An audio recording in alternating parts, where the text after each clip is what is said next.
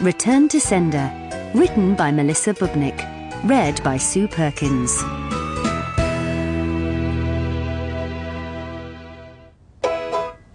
Daisy Jennings liked to win at life by buying things.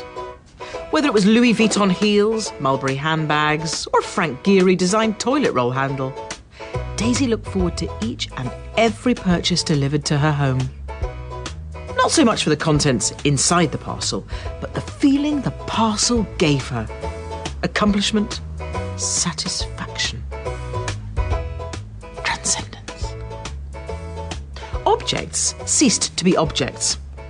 The perfect garlic press was no longer a garlic press, but a passport to a new Daisy. A Daisy who lived a perfect life.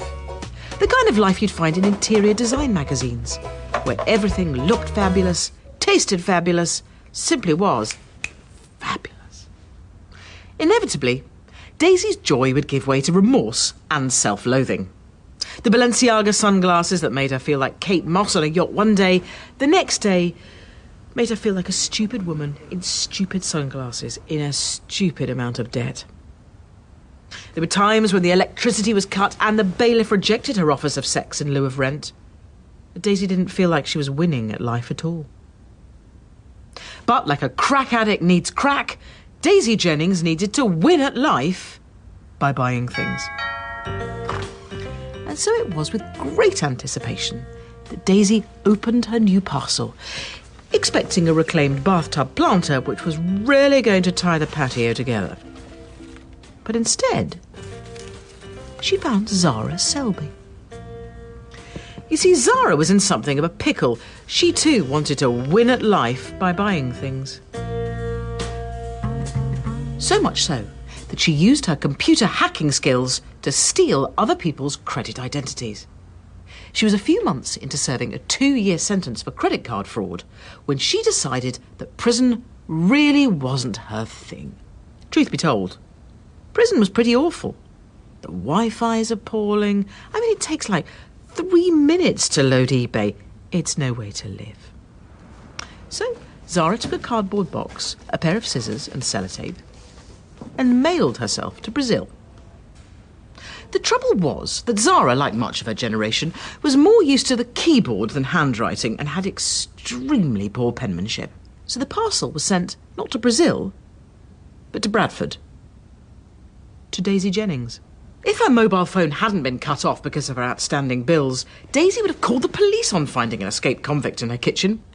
As it was, she listened to and was touched by the fugitive's tale of financial ruin. I spent over £15,000 on looking for the perfect Scandi chic storage solution, but none of them were perfect enough, or chic enough, or Scandi enough. But I couldn't stop buying them. Damn that gorgeous Scandinavian design. Well, it got so bad I had to sleep with the bailiff just so they wouldn't evict me. I mean, you can't imagine. No, I can't. But Daisy could imagine only too well. For in Zara, Daisy recognised a kindred soul, someone losing at life by buying things. Did this online shopper really belong in prison? So she'd stolen money that wasn't hers to buy stuff she didn't need to live a life she couldn't afford. Was it really such a crime? If you think of crime as a spectrum with genocide at this end, then credit card fraud is... well, I mean, it's hardly worth mentioning, really. Feeling confident in her moral conviction that credit card fraud was definitely nowhere near as bad as genocide, Daisy offered Zara a second chance. Stay here with me. Hide out until the coast is clear and then I'll help you get to Brazil, promised Daisy. And so Zara Selby stayed. Those first few days were wonderful, truly wonderful. For Daisy and Zara had loads in common. They hated the same celebrities. They loved the same colour schemes. They agreed on almost everything. Like when Daisy modelled that brand new must-have coral scarf for Zara. I love coral, said Daisy. Love it. Agreed Zara. But is it too on trend? Asked Daisy. Yeah, see, you want to be on trend, but not so on trend that you're tripping over it, replied Zara. And so Daisy threw that too on trend brand new coral scarf in the bin. Oh, they loved buying things online. The thrill of the chase, zeroing in on the prey, the intoxicating rush when you clicked confirm payment. The minutes afterwards, a blissed out high. Then they dealt with the come down by baking inexpensive Nordic ware tins. Baking apparently is so in right now. Provided the tins aren't coral, because as we know we've hit peak coral saturation. We're very much in a post-coral era. As much fun as they had shopping and baking, it was time for Zara to get to Brazil. In the spirit of true friendship, Daisy had bought Zara a gorgeous Missoni bikini that was so skimpy it looked like she was wearing dental floss for pants. The two friends embraced, wished each other well, and fought back the tears caused by their pending separation. When, to their amazement, they heard Zara's name on the telly. Fraudster who mailed herself out of prison. There was a £5,000 reward for any clues to the whereabouts of missing fugitive Zara Selby. Her whereabouts. Bradford Constabulary made a statement yesterday admitting they are no nearer discovering how the computer Perhaps we hacking should stay, convict has so far just till the managed heat to dies evade down. detection. Suggested Daisy as she locked the front door. Yeah. Yeah, the heat, yeah. This reward changes things, doesn't it? Now people have got an incentive, a reason to turn you in. Well, I suppose £5,000 might incentivise some people, Nice people. but not all people. As Daisy inched closer to Zara, like a starved lion stalks a juicy baby gazelle, it occurred to a now terrified Zara that Daisy was going to betray her. It wasn't that Daisy wanted to betray Zara, just that £5,000 buys an awful lot of Nordic ware's baking apparatus. And after all, Zara was a criminal. I mean, sure, she hadn't committed genocide, but, is that really the scale we're working to? Genocide's bad, but everything else just goes? That's no way to run a society, thought Daisy, as she chained her ankle to the radiator.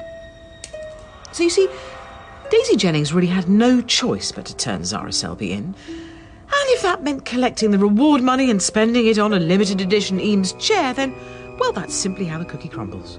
But hadn't Daisy's father always told her to reject the first offer?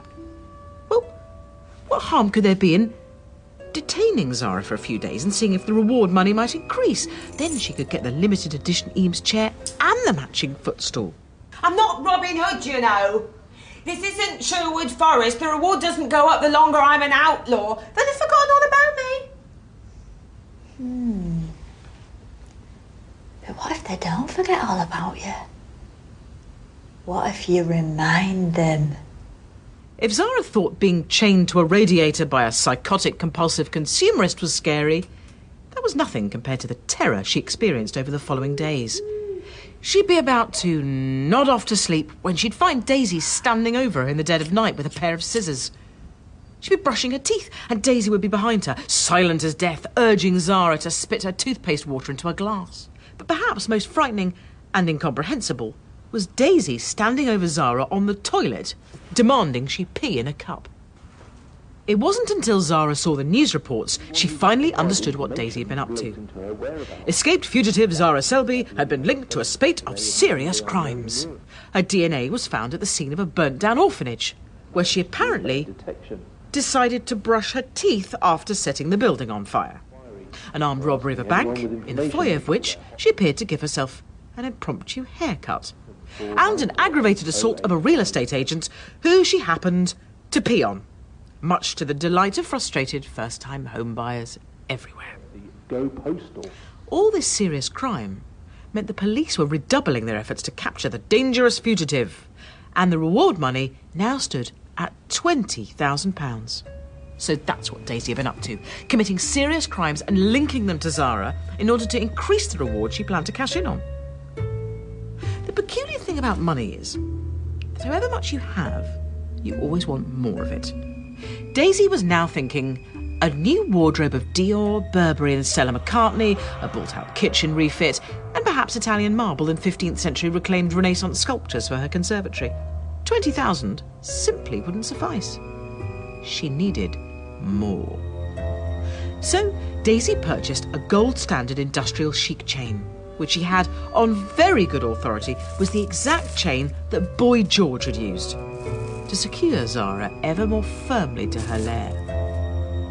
Meanwhile, Zara, convinced she'd remain Daisy's prisoner forever and would never get into that gorgeous Missoni bikini, begged Daisy for something to do.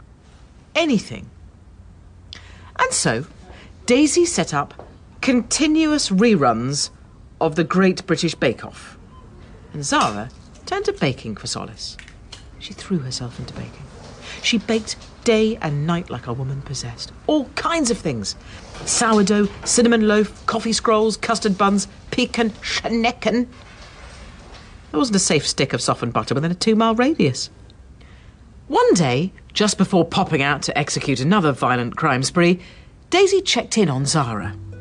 To her surprise, she discovered that Zara had used her masterclass professional kitchen blowtorch for more than just the odd creme brulee, and had melted the chain that was keeping her captive. Now freed, Zara was using weeks of baking toil as the building blocks of a stepladder to escape out of the first floor window. Only when she tested the ladder in the kitchen, the baking goods collapsed uselessly. Before Daisy could criticise Zara's poor proofing, Zara clonked her captor on the head with a Stollen. With Daisy unconscious, Zara hacked into the police mainframe and changed the records of her DNA to Daisy's. That sounds complicated and far-fetched. It's not really, because we set up earlier that Zara has computer hacking skills. Zara escaped the house and was caught by the police 2 days later when she was discovered trying to board a flight to the Caribbean, concealed in a suitcase. So Zara Selby went back to prison, only she didn't mind being back. Zara didn't care that the blankets were scratchy and the sheets weren't 3,000 thread count Egyptian cotton. She didn't care that the track pants were baggy and, frankly, did nothing for her silhouette. She didn't care that she couldn't often tell whether she was eating glue or rehydrated mash, although they were actually the same thing with different labels. Zara Selby had finally learned it was not the possessions you surround yourself with that mattered, but who you were. And Zara was someone no longer chained to a radiator watching dough rise. For the first time in her life, she felt like she was winning at life. Not because she just bought things, but just because. Until she got a new cellmate.